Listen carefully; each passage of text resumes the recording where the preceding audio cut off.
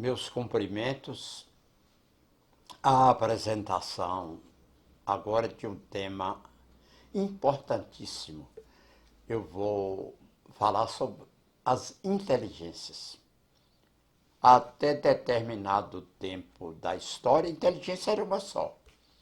Depois houve, no trabalho de psicólogos, várias criações, digamos assim, de termos pedagógicos para a explicação, o estudo, a interpretação das inteligências.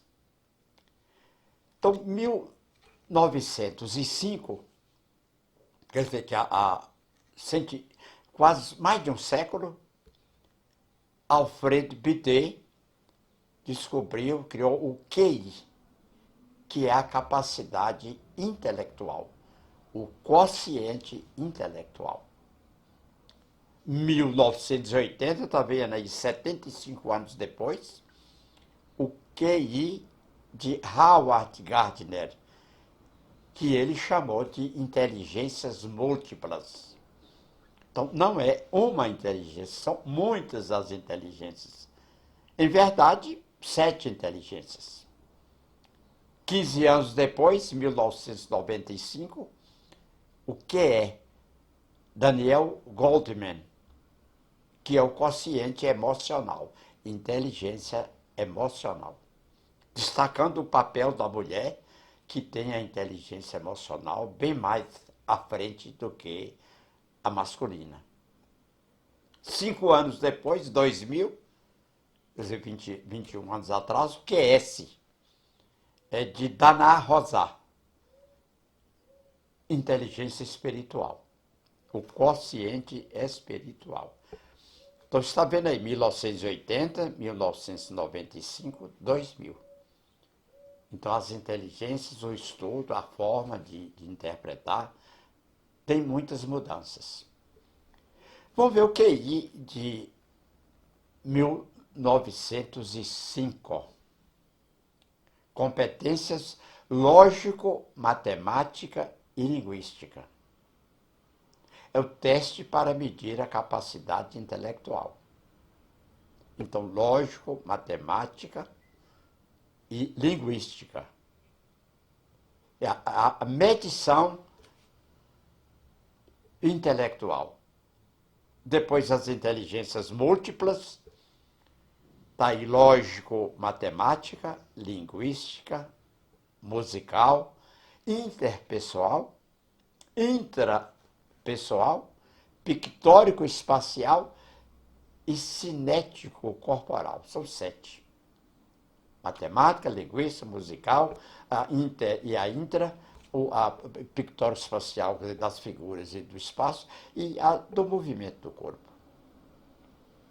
1995, inteligência emocional, autoconhecimento, autodisciplina, persistência e empatia, que tem repercussão bem maior do que o QI.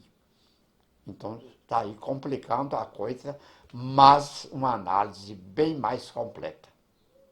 Autoconhecimento, autodisciplina, persistência, empatia. A espiritual, no ano 2000, veio para abordar e solucionar problemas de sentido e valor humanos. Quer dizer, psicologicamente é a forma de encontrar o sentido e os valores humanos. E é a base de funcionamento das outras inteligências. Quer dizer, a espiritual é realmente a base de entender as outras. Então está aí o QI, quando era no tempo da medição, nós vamos ver alguns nomes bem conhecidos na história. Goethe era 188, Leibniz 183, Pascal 173, Newton 168, Galileu 163, Kant 153, Napoleão 123, Einstein 160, Hawking 160 e Steve Jobs 160. Então era possível ter a numeração, a matemática da inteligência, é a quantidade de inteligência. Agora, os tipos de inteligência. Abstrata, que é a capacidade de entender e manipular símbolos, símbolos matemáticos, verbais e sonoros.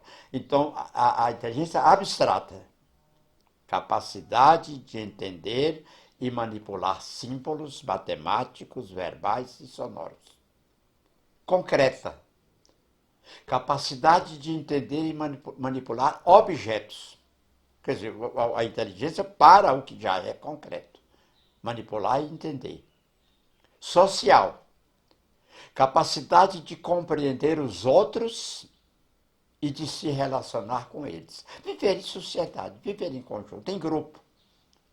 Compartilhar o conhecimento, dando e, ao mesmo tempo, recebendo.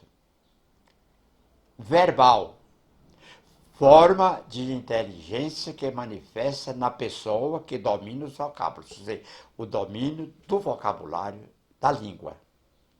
Domínio linguístico.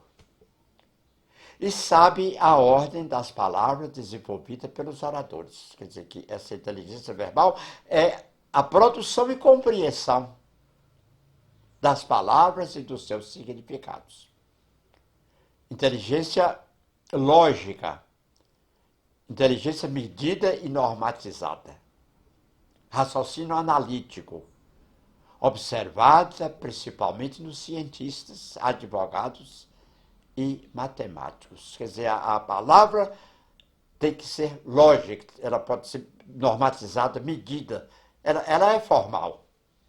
É o raciocínio analítico e a gente vê isso nos cientistas, nos advogados e principalmente nos matemáticos. A visual é a que dá o poder de observar as coisas e transportá-las para uma tela ou cavalete, observada principalmente dos pintores e escultores.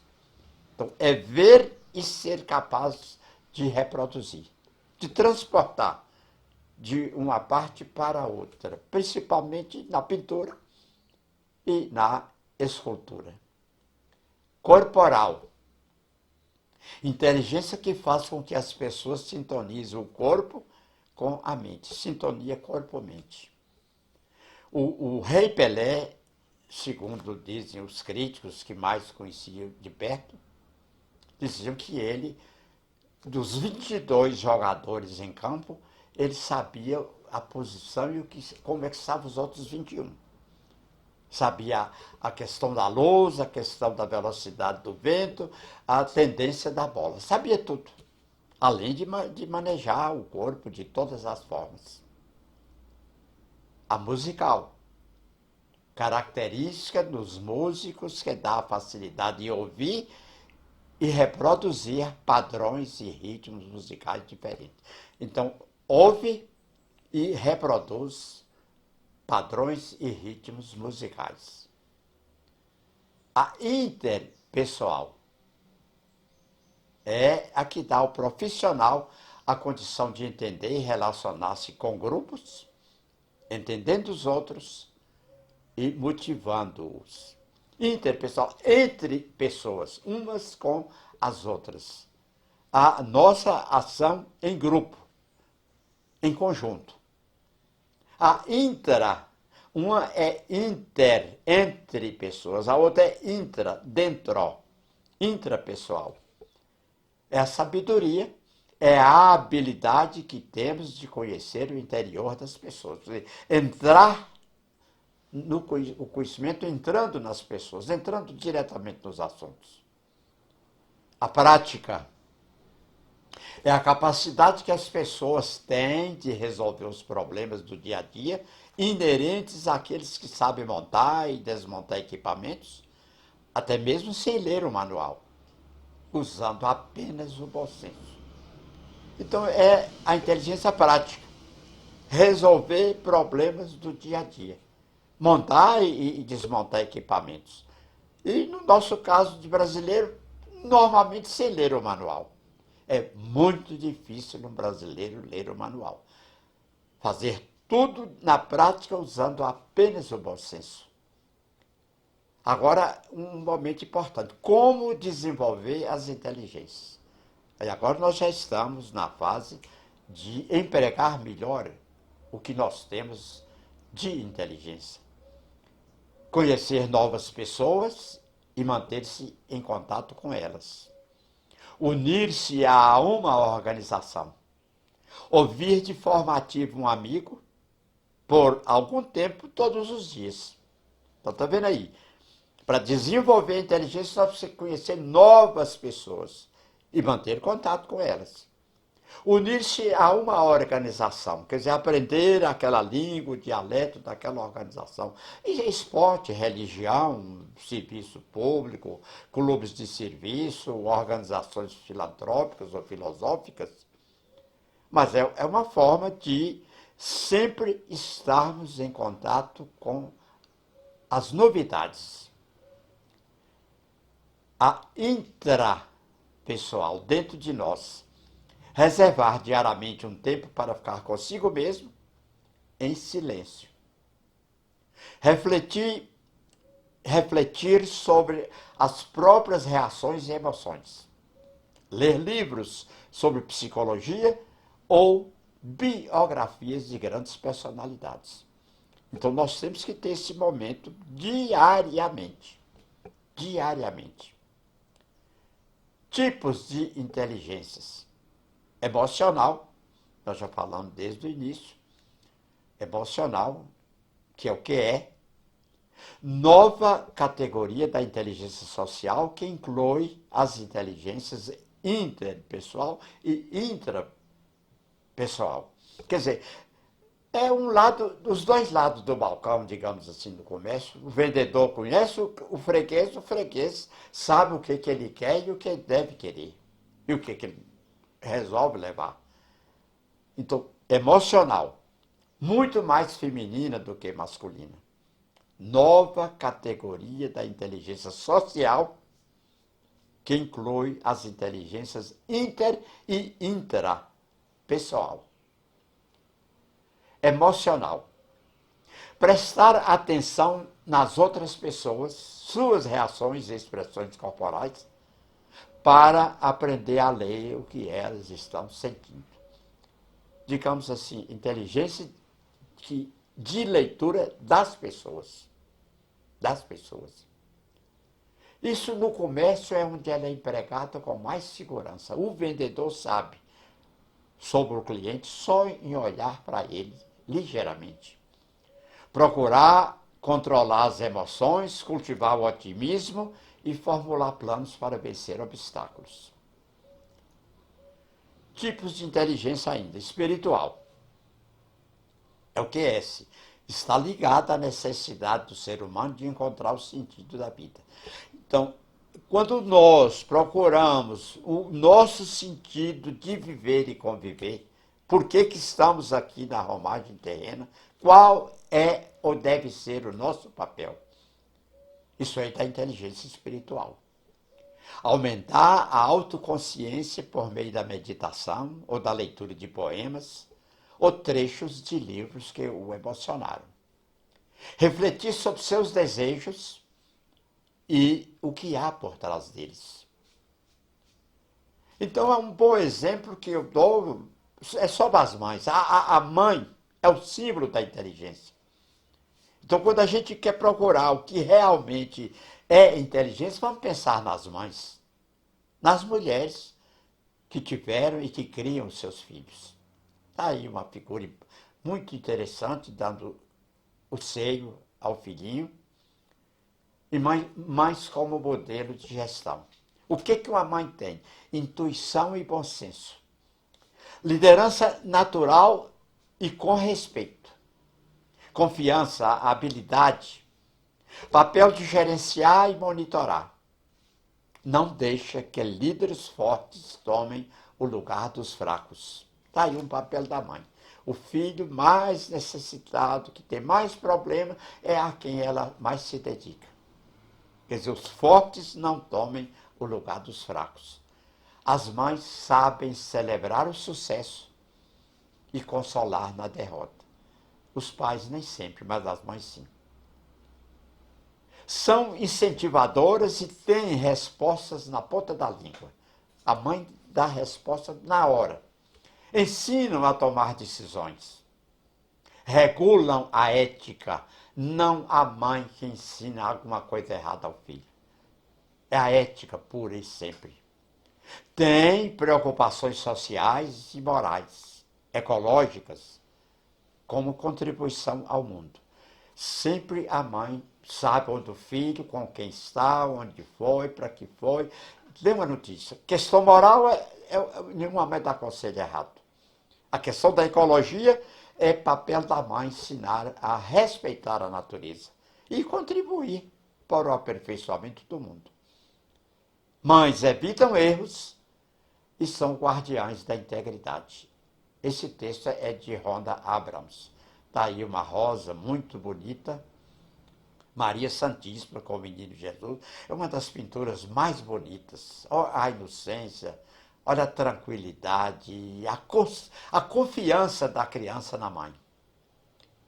Minha mãe foi, com certeza, a mulher que mais profissões exerceu em toda a sua longa vida, sem ter sequer concluído o curso fundamental.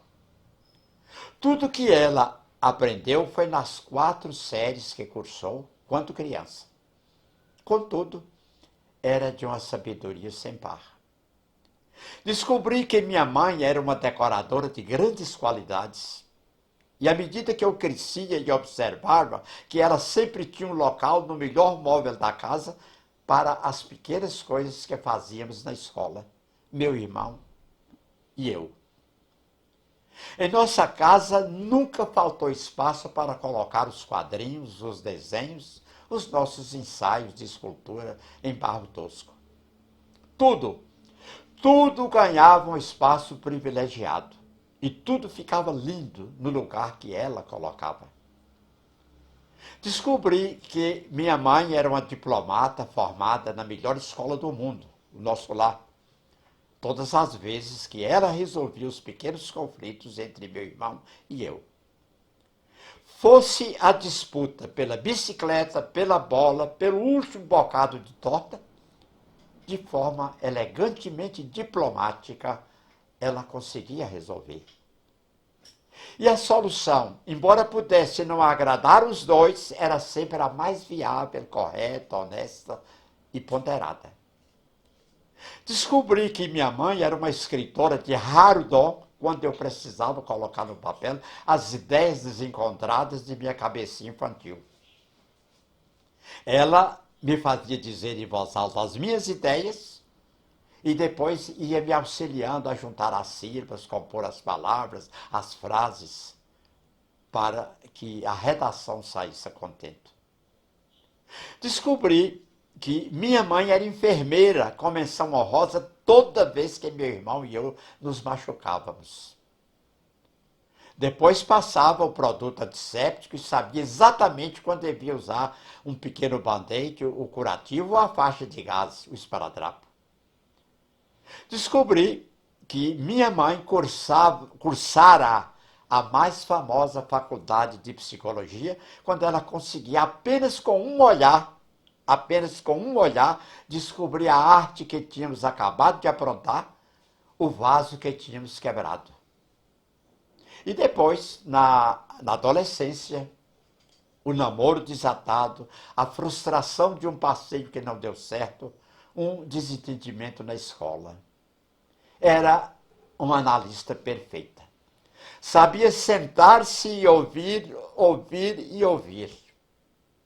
Depois buscava nos conduzir para um estado de espírito melhor, propondo algo que nos recompusesse o íntimo e refizesse o ânimo. Era também pós-graduada em teologia. Sua ciência a respeito de Deus transcendia o conteúdo dos alguns livros existentes no mundo. O seu era um ensino que nos mostrava a gota cair da folha verde na manhã orvalhada e reconhecer no cristal puro a presença de Deus. Que nos apontava a fúria do temporal e dizia: Deus vela, não se preocupem. que nos alertava a não arrancar as flores das campinas, porque estávamos pisando no jardim de Deus. Um jardim que ele nos cedera para nosso lazer e que devíamos preservar. Ah, sim, ela era uma ecologista nata. E plantava flores e vegetais com o mesmo amor. Quando colhia as verduras para as nossas refeições, ela dizia: não vamos recolher tudo, deixemos um pouco para os passarinhos.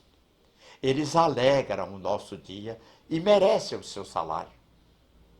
Também deixavam os morangos vermelhinhos bem à mostra no canteiro exuberante para que eles pudessem saboreá-los. Era sua forma de manifestar sua gratidão a Deus pelos seus cuidados, alimentando as suas criaturinhas. Minha mãe, além de tudo, foi motorista particular e não se cansava de ir e vir várias vezes de casa para a escola, para a biblioteca, para o dentista, para o médico, para o teatro e de volta para casa. Também foi exímia cozinheira, arrumadeira, passadeira, babá. E tudo isso em tempo integral, em todo o tempo.